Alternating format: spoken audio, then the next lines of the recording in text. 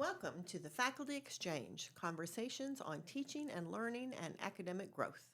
I'm today's host, Debbie Walker from the Faculty Center, joined by today's guest, Nikki Cannon-Rech. Nikki is an associate professor and the Sustainability and Open Access Librarian. She is also from our Henderson Libraries. She is also the liaison to the College of Science and Mathematics and is also the Affordable Learning Georgia Library Champion. Thanks for joining us today, Nikki. On today's podcast, we'll be diving into the world of OER. For those that don't know, let's start. What is OER? Good morning, Debbie, and that is a really great question. So OER stands for Open Educational Resources. And these are any resources that a faculty might be using to help their students master the learning objectives for their courses. So they can be textbooks like faculty and students might be used to, or they could be video, they could be audio. Slide decks count as open educational resources, worksheets, any of your assignment sheets, things you might be placing in the folio or the learning management system. There really is no limit to what can be an open educational resource. The main thing for folks to remember is that for it to be a true open educational resource, it really does have to be open, and that means that it's generally licensed by one of the Creative Commons license or a license that you may have seen around that says something like CC-BY or CC by NC. And these are special licenses that are added to items that allow users to know exactly how they are allowed to utilize those items. So they're not just freely available on the web, they're open for anybody to use in a variety of ways. And speaking of free, does that mean they are free to use, but also free as in no cost? They're no cost to the students. I like to be clear on that because there's always a cost to things, right? And the cost for OER typically comes in the labor of producing them. And that can encumber a variety of costs. Time, resources for the faculty, things of that nature. But they are 100% free for the students. So instead of students having to pay $300, $400 plus for a textbook that they're never going to look at, never going to open, and then can't use beyond that class, the resources for their learning are free. Now, other than, it's lovely that it's free to the students, but is that enough of a reason to throw out the textbooks that provide me with all of my materials and homework systems? Or why would I even want to consider this other than the cost? That's a really great question, too. And I will say, for faculty who might be unaware or any others, the cost is a significant issue for a lot of students. Textbooks have always been somewhat expensive, but the price of those books has grown astronomically over the past several years. In fact, a lot of studies have shown that it's actually climbed at a higher rate than healthcare expenses for a lot of people. This can be an incredible barrier for many, many of our students. And remember, we have a lot of students who are working part-time jobs, even full-time jobs, while trying to put themselves through school. A lot of students also rely on financial aid to be able to help cover some of those course materials. If a faculty member is using an OER, they don't have to wait for that financial aid to drop in order to have access to the materials. Now, a lot of our faculty may be using a system that provides from the publisher as far as day one goes, and that includes the homework platform, and it includes all of the ancillary materials like your slides and whatever. It's not free to students. They have indeed lowered the cost. And we don't ever tell faculty not to use those because faculty need to choose what's best for their courses. However, faculty should be aware that even that $40 or so can be a barrier to students.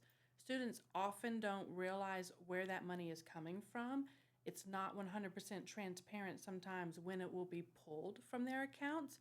I can remember one student worker in the library panicking because suddenly $45 was out of her account and she didn't know where that money was from, but she had budgeted down to the dime, and now she wasn't going to have enough money in her budget during that period to buy her groceries and put some gas in her vehicle.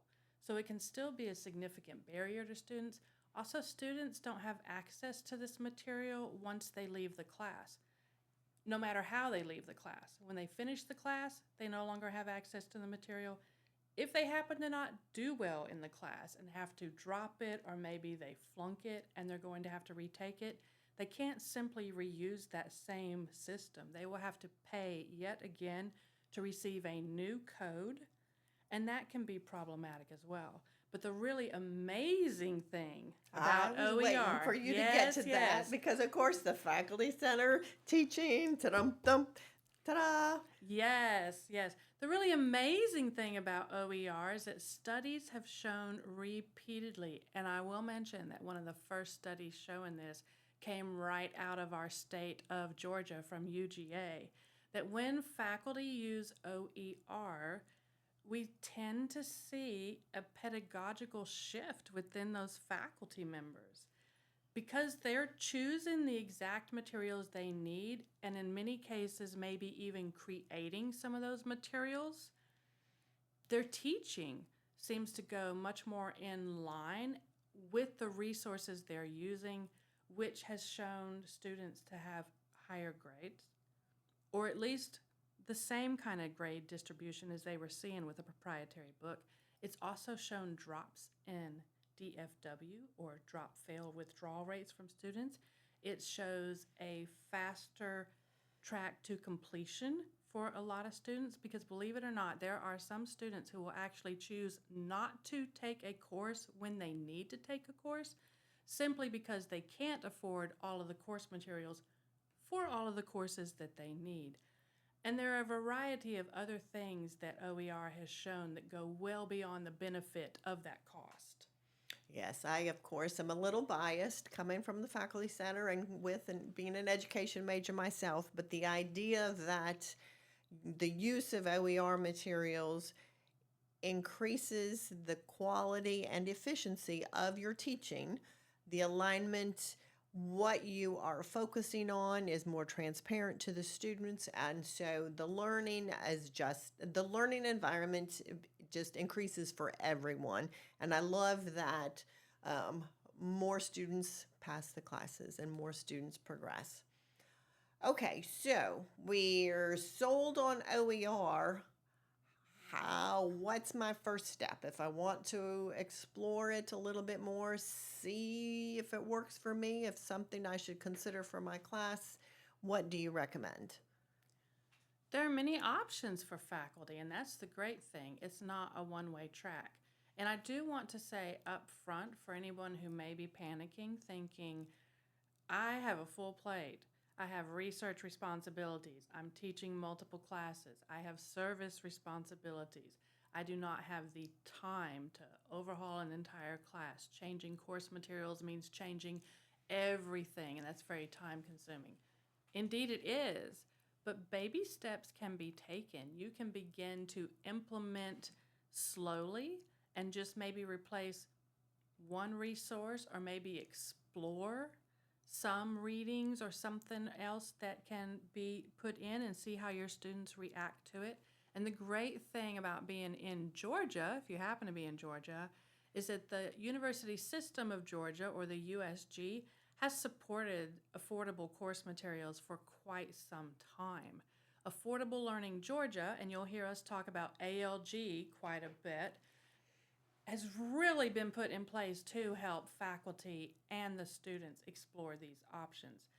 Faculty are eligible to receive grants up to $30,000 to transform a course with affordable materials.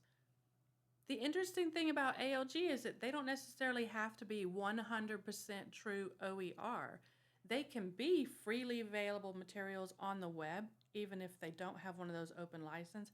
They can also be, say, materials from our library collections, such as an ebook or journal articles or videos that we license. Anything that means your students are not going to have to pay that money. And even with a lot of these items, the freedom for the faculty to tailor those materials to exactly what they're teaching and exactly what they feel their students really need to master those learning objectives is still there.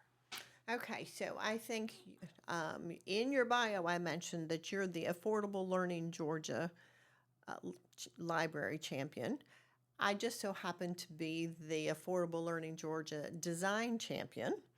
We also have some Affordable Learning Georgia uh, faculty champions. Indeed, we do. So I'm hearing, I think we have resources for faculty to work with OER and particularly Affordable Learning Georgia, both on our campus and at the state level. Is that correct? Absolutely. And that's the exciting thing, too. You are not alone in this journey as a faculty member.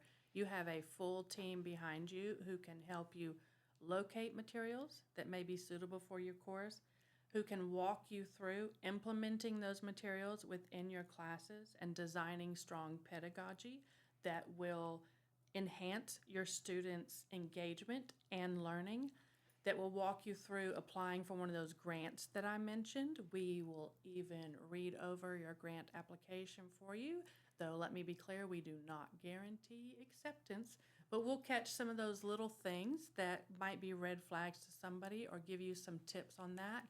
I have an entire resource on our library's website in one of our library guides that list out hundreds at this point of possible OER course materials in every subject just about that we offer on this campus.